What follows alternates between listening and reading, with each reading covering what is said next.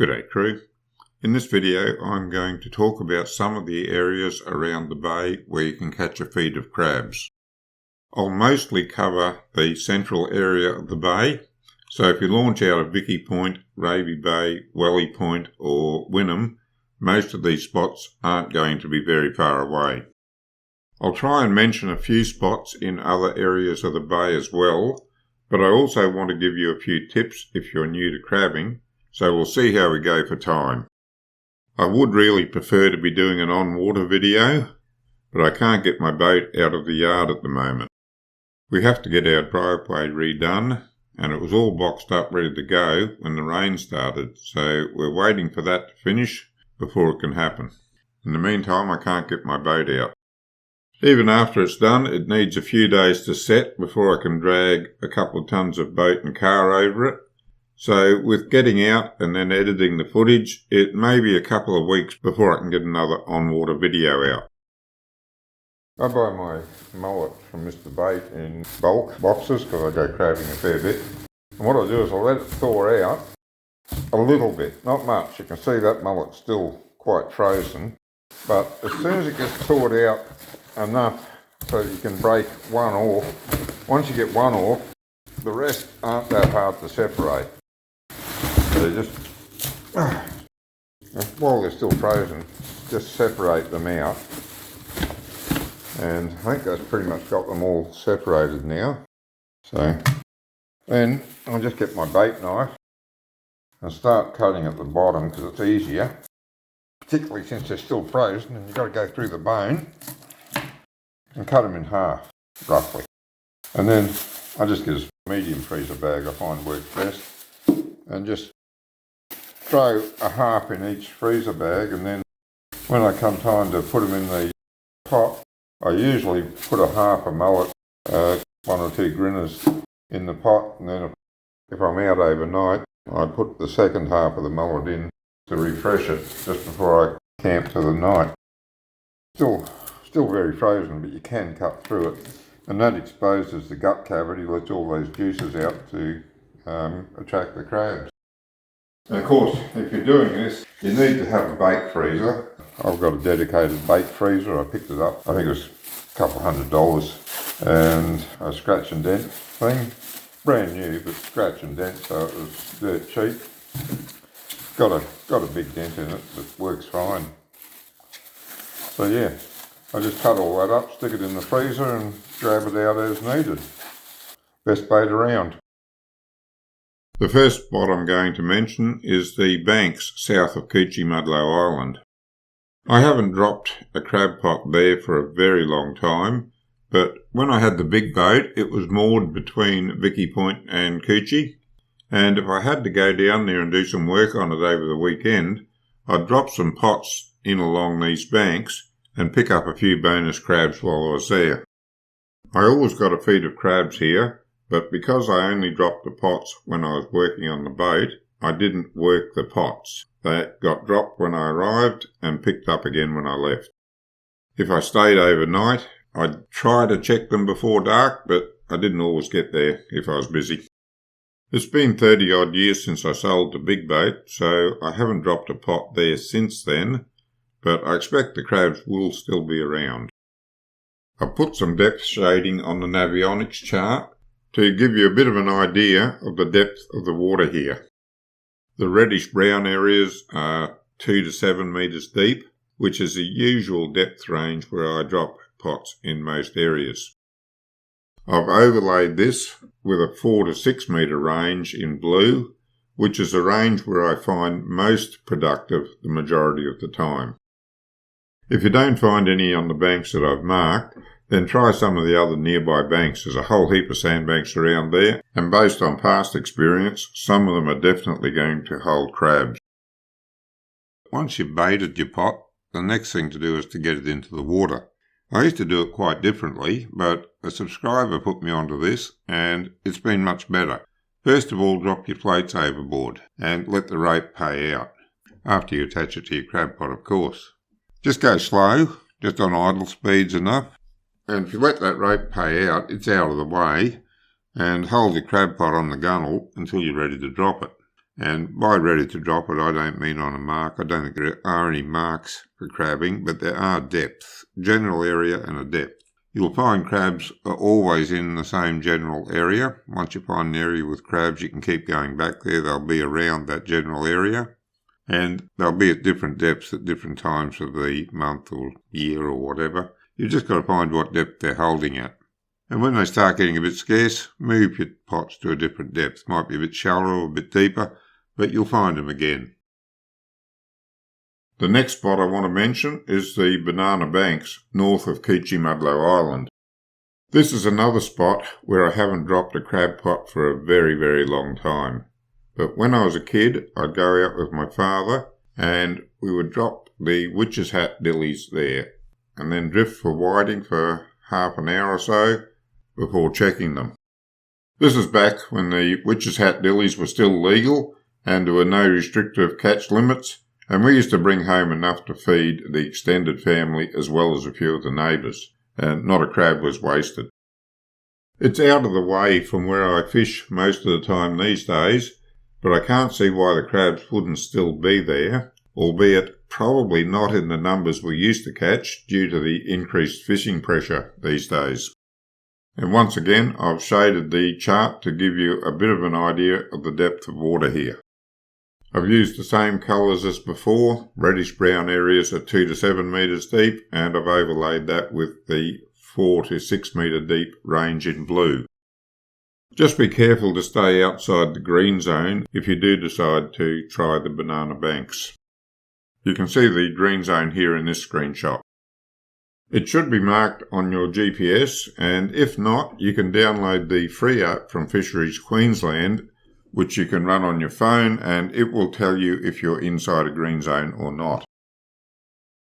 This is what you need for the crab burley. You start off with a little plastic container and cut a bit of kitchen sponge. Put that in it. This is a salt and pepper shaker. That side of it's too big, and that side of it's just right for a slow release of the smell that's going to be inside of it. You want a salt and pepper shaker because you want to be able to close it up so that it doesn't leak all over your boat and make a mess. Believe me, it is a mess if it leaks. I'll put a link in the video description where you can buy these, because sometimes they're a little bit hard to come by. And then you fill them up with the secret ingredient, and that's key to the whole thing. That's what brings the crabs into the pot. And this is the secret ingredient, and no, it's not rice bran oil. It is tuna oil. It just happens to have been decanted out into a rice bran oil container so they could keep it all in one spot. But it is tuna oil. It's not pure tuna oil. It's adulterated. It's a mixture of other fish oils and tuna oil, but it does the job. It's cheaper than raw tuna oil, and it brings the crabs in just fine. So what you do is you put some in this container and let the sponge soak it up. And then just as you drop your crab pot, open that lid up and let the burley seep out. That oil will spread through the water along with the current and bring all the crabs into your pot. Needless to say, that goes in your bait bag along with your bait. I don't think I mentioned that, but yes, put that in your bait bag along with your bait. And just remember, before you drop it over, after you've lifted that lid up, you want to keep it upright. Otherwise, your oil's going to pour out into your boat. Don't want that. And when you're pulling your crab pot up, as you lift it in, just make sure that you keep that upright so, again, the oil doesn't pour out all over your boat. At Gate Island is another spot where I could reliably get a feed of crabs back when I owned Wave Dancer. Back then, you didn't need a permit to camp on the beach at Peel Island, so we used to do that a bit. When we could get away early enough, we'd go over to Peel Island after work on Friday and set up camp. If we managed to get all that done before it got too dark, I'd head over to Gate Island and drop a couple of pots. Saturday afternoon, I'd go back and pick the pots up so we could have some crab for dinner. I generally got about 8 or 12 crabs out of the pots at that time. That wasn't a huge number, but it was enough to feed those of us that were there, which was usually about half a dozen. We cooked them in seawater and then dropped them back into the ocean to cool, ready to eat. Cooking them and cooling them in salt water was just about the right salt concentration for our taste. Anyway, enough reminiscing. The yellow line shows where I used to drop the pot. That was about 20 years ago now when I had Wave Dancer. I've never crabbed goat at any other time. I just did it when we were camping at Peel because it was a convenient spot to drop the pots. And dropping them around Peel, I'd never done any good. I've done videos on this before, but I'll do it again just for this one. Lift that. I use a knife to lift it because after you've done 20 crabs, your thumb gets a bit sore. Mine does anyway, so use a knife to lift it, break it open and then pull it backwards. That strips out most of those guts straight away. Take your knife and just run it along there, get rid of its gills, like that. A lot easier on your fingers than trying to do them with your thumbnail. And then pull off his mandibles like that. After that, we'll hose him out. You get pretty quick at it when you're not telling people how to do it. It goes pretty quickly.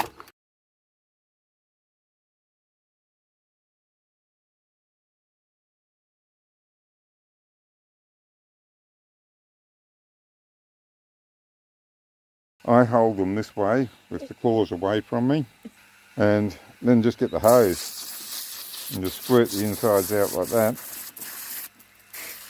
Just make sure you got it all. That's all there is to it. My wife and I have tried the crabs cooked without doing this. Leave the shell on and just cook them and then shell them. And this way. And I can assure you they taste much better this way, at least to us. From the easternmost red beacon off Cleveland Point down towards Cassam Island is an area that does produce very well at times. It is fairly heavily crabbed these days, but it's still easy to pick up a good feed of crabs here once you find the right depth. I keep harping on about depth when crabbing because in my experience that is the most critical aspect. To me, crabbing isn't like fishing. With fishing, it helps to have a mark, and then you search around with your sounder in an area about 200 metres around that mark and see if you can find where the fish are. Crabbing, on the other hand, I find that the crabs will always be in a certain area, but you won't catch a lot of them until you find out the depth that they're holding at. Now, the crabs will move around at different depths, whether it's the temperature, the time of year, the phase of the moon or whatever, they're going to move to different depths. And you've just got to put your pots in at different depths until you find out where they are. And they usually don't move a great deal in depth. They'll usually be within a metre or so if you're crabbing regularly every couple of weeks. But if, like I do sometimes, you don't go crabbing for a few months, then you've got to hunt around and find them again. And that can take a few trips. Unless you've got a few deckies on board with you and you can drop a lot of pots. And once again, I've shaded the chart here to give you a bit of an idea of the depth of water. I've used the same colours I've used before. Reddish-brown areas are 2 to 7 metres deep, and I've overlaid this with 4 to 6 metre range in blue.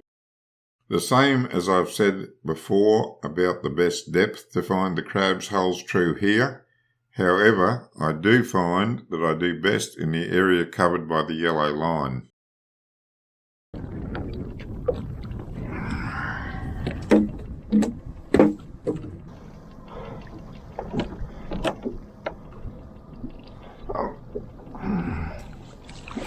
Oh yeah, got a few here.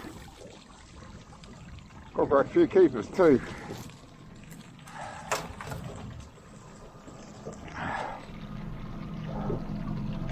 And the grinner's all gone, or very much eaten. And mullet, wasn't a lot of mullet there they could get, but they've gone into the grinner all right. Glad I discovered that. It was only a fluke. I was out of bait one day and threw it in. Oh, and a mud crab that's a Jenny. Bugger.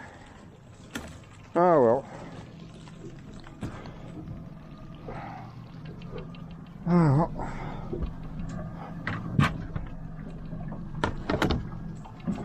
Let's tip them out and get them sorted.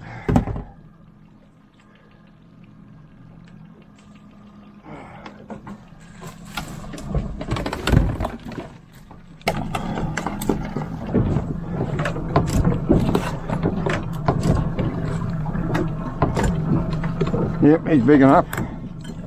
And I said I'd show you where to check. Just press in under there. We can press in under there. If that's solid, they're full crabs. That one's going to be off size too, definitely. Oh, what about that one? He's going to be just small. This area between Cleveland Point and Wellington Point is another one of the areas where I crab a lot these days. I'm certainly not alone in this. There's always other pots strung out along this area. It's also not a bad area to fish, with patches of reef, weed, rubble, sandy and even muddy bottom. There's a habitat to suit a variety of species. I mention the fishing in case you want to work your pots. Drop them in, go fish in the area for half an hour or so, and then go back and check the pots. Just repeat this until it's time to go home. If you stay and work the pots, it allows you to move the unproductive pots into deeper or shallower water to try and find the crabs a little bit more quickly. I generally just drop them and go fishing, picking them up on the way back to the ramp. Now, leaving the pots in for a long time, some crabs are going to escape. They can get out of them. It takes me a lot longer to find the right depth if I haven't been crabbing for a while, so it might take me a few trips if I don't work them. However, I generally prefer fishing than doing the rounds of the crab pots. The crab pots are just a bonus. In this shot, I've turned on the shading for the 2 to 7 metre deep areas. As you can see, that covers a lot of ground, and the deeper areas are usually good for cuttlefish when they're in season. But for the moment, we're talking about crabs, and I generally find them in the 4 to 6 metre deep area that I have overlaid in blue here. That doesn't mean that you shouldn't be trying the 2 to 7 metre range. I do if I don't find them in the 4 to 6 metre range. I find this line that runs just outside the beacons to be a good starting point when I don't know what depth they're holding at.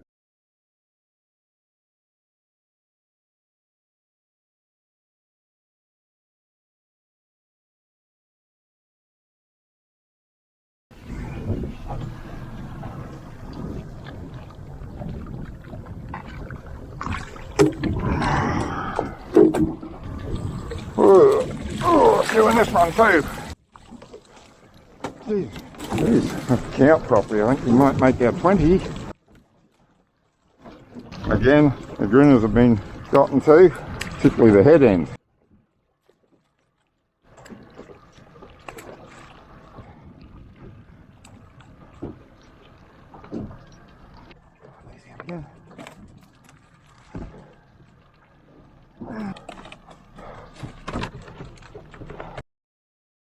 Right, measurer, and I need a count of what's in there. 7, I think. 3, 4, 5, 6, 7, yes. This will be 8. Oh, look how you mates. Yep. Yeah. You are small. No, you're not. 9. 10. Here's a big one. That's a small one. That's definitely small, that one. Here's what you can do to get them to let go. There. You eventually got the message and let go. I'll tell you, that's 10. 11. 12.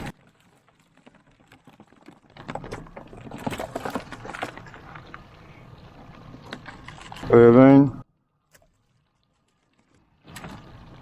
14,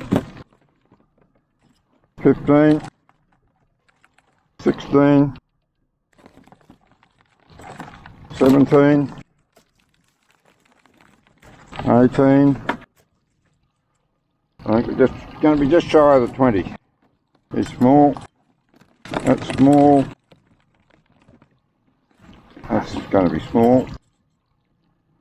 It's not by much. He's small. And he's small, no Jenny's. Oh, 18, that's more than I was really counting on. So, I'm happy with that. The area around the bottom of the Amity banks is another that can produce very well at times. I haven't found it to be as consistent as other areas, but it does shine at times, and when it does, it can be very good. It's just a matter of dropping a pot in the area every now and then and seeing if they're around. As you can see, I've done the same thing as previously with the red and blue shading. The yellow line shows the areas where I generally drop my pots, but as you can see from the depth shading, there's a lot of ground around there that is largely untested, or at least untested by me. If you do decide to try this area, just keep an eye on the green zones so you don't stray into them. You're big enough. That's 10.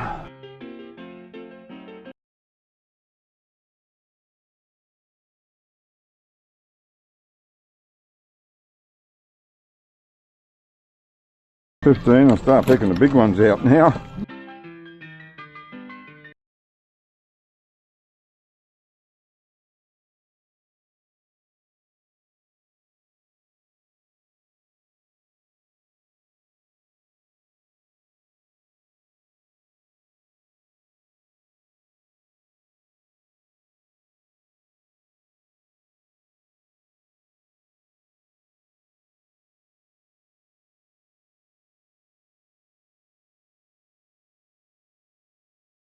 And for a little bit of a change of pace, I'll jump down to the Logan River and have a look at catching mud crabs there. In this view, I've marked a few areas where I regularly caught crabs. These are by no means the only areas where you can catch crabs in the Logan River. It's full of them. I'll talk about how to identify other spots in a minute. My belief is that these spots work because they're on the outside of the bend and the current is pushing all the bait to the outside. Just my theory, but I think it's a good one.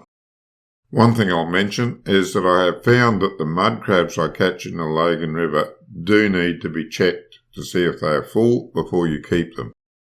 Where I go for sand crabs, I seldom get an empty crab that I have to throw back, but in the Logan River, I do throw quite a lot of empty mud crabs back. The previous image was an avionics chart.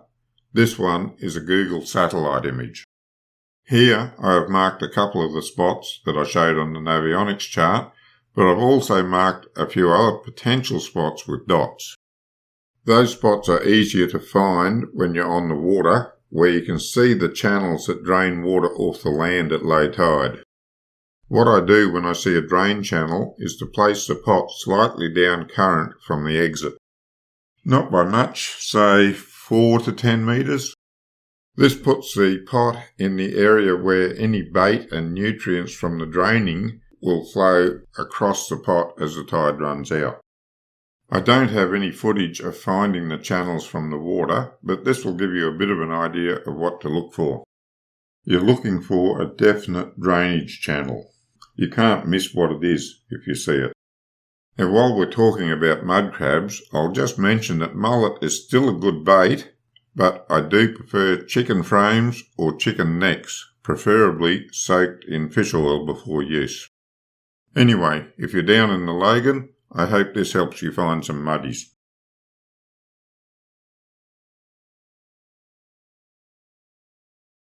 Boil the water, put salt in it.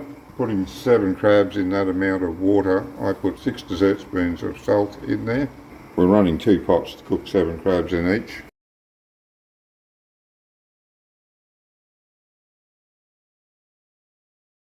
You need to cool them down as soon as you finish cooking them.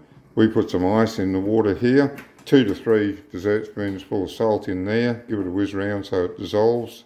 That'll just let them suck in that salt as they cool down. Gives them a really nice flavour, and you have to cool them to stop the cooking, otherwise they'll overcook from the heat if you don't throw them in ice water. So they're still hot when they come off the boil. You need to cool them down straight away.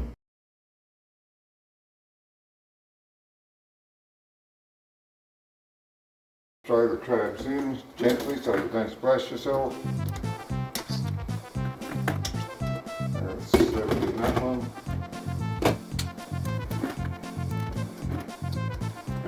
remains of combat in the pots. May as well cook them as well. There we go. Wait for it to come back to the boil and then start your timer. With that amount of crabs, I'd give it 10 minutes. If you're only cooking 1 or 2 crabs, you could probably give it 7 minutes. Depends on the bulk of meat that's in there. When that comes back to the boil, I'll turn it down to a dead simmer and give it 10 minutes on simmer. Take them out and cool them straight away.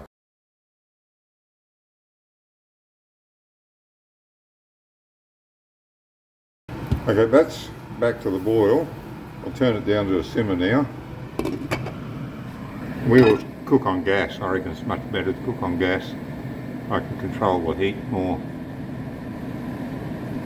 That'll give us about a simmer in a minute. We'll cool it down, start to simmer. I'll show you what a simmer looks like just in case you don't know.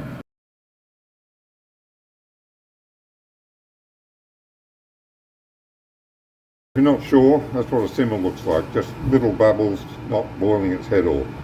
And just leave it like that for 10 minutes.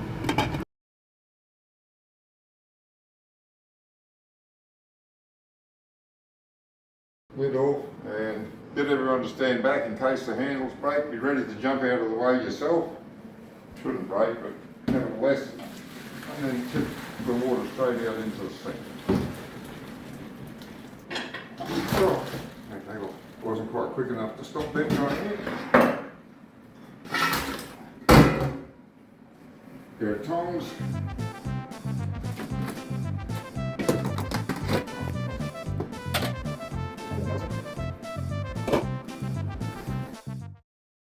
Make sure all your crabs are submerged in the cold water. It'll suck up the salt in the water. We'll leave it in there for 10 minutes to cool down, and then we can put them, take them out, drain them and put them in the fridge. That's all there is to cooking crabs. I've barely scratched the surface when it comes to spots to catch crabs around the bay. I will mention Green Island and Mud Island before I close off the video. These are a couple of other spots where I haven't dropped any pots since I had the big boat. I sailed that just after Expo 88, so it's been about 36 years. Now I really don't remember where I was dropping the pots back then, but it's somewhere near the lines that I've drawn. I was dropping them out of the tender at the time, so I didn't have a sounder to know how deep it was. I'd just motor in until I could see the bottom, and then I'd turn around and drive out until I couldn't see it again. At that point, it was just judgment or luck as to how much further I went before I dropped the pots. How deep the pots ended up depended as much on the clarity of the water as on my judgment. These areas definitely did produce quite well, but that was a while ago. And although I haven't personally dropped any pots there since then, from what I hear from others, the area still does produce quite well, despite the increased fishing pressure. In conclusion, the best advice I can give on finding spots to drop your pots is to keep your eyes open while you're travelling around and take note of where others have theirs. If you see a pot in an area once in a blue moon, it's probably not that good. But if you come to areas that nearly always have pots there, they're almost guaranteed to have crabs. There used to be an ad on TV that said oils ain't oils, meaning that the brand of oils they were advertising was better than the others. Now I'm not sure if that's true of oils, but I am certain that all crab pots are not created equal. There's a lot of crab pots around that I'm really not that keen on. There's all sorts of factors to consider when you're selecting your pots. The weight of the pot is one thing. Lightweight pots can be carried away by the current. The size of the opening in the outside and also the exit on the inside. The size of the bait bag that's stitched into it and whether or not it's got a bait bag stitched into it.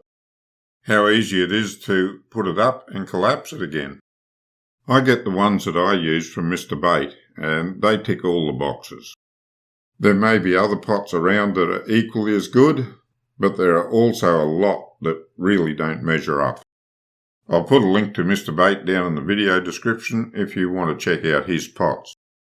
Oh, and another thing about pots, if you're rigging your own pots, don't get the thin rope. Mr. Bait sells a thicker sink rope and it's much easier on the hands if you're pulling the pots up a lot. With the right gear, the right bait and the right area, you can get a good feed of crabs with 2 to 4 pots. When the crabs are really on, you can bag out quite easily. I've covered everything you need for crabbing. I've given you a few tips. The thicker rope, putting some burley in the pot, picking the right bait, having the tubs there. Do make sure that you don't take any female crabs. Make sure your crabs are all of size and make sure you don't take any empty crabs. On the trip that produced these crabs, I had 3 people on board, but we only took 8 pots. We collected the pots in the afternoon and my 2 deckies took those crabs home. I picked the deckies up again the next morning and we picked the pots up. And because there always seems to be a few keyboard warriors out there these days, I will point out that my wife and I have 6 children, 18 grandchildren, and now 3 great-grandchildren.